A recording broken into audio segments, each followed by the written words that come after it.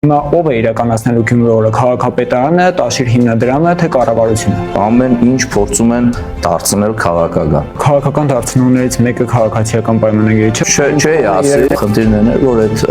տոնը պիտի կազմակերպի Գյումրու քաղաքապետարանը ավականու որոշումը, ոչ այլ բարերարներ, բարեգործներ։ Նշում եք, որ վերջին տարիներին աննախադեպ է այն ներդրումները, որը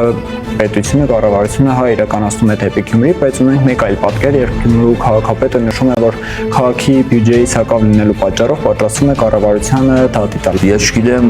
քաղաքապետը լիազորություններ ունի կառավարությանը դատի տալու։ Քաղաքապետը մարզխորհրդի նիստերին չկա, կամ կա ձեր մեջ լարվածություն եւ արդյոք սա չի խանգարում քաղաքը զարգացնելուն։ Մարզխորհրդի նիստերը ինքնանպատակ չէ, բացակայությունը մարզխորհրդի նիստերին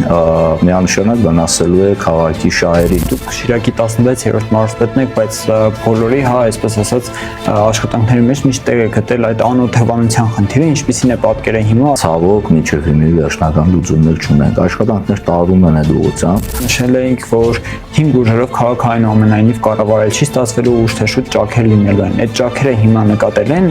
Չգիտեմ էլ իրանք ոնց են դիրքավորվել, որ մյուս խմբակցությունները որպես իշխանություն, թե որպես ընդդիմություն։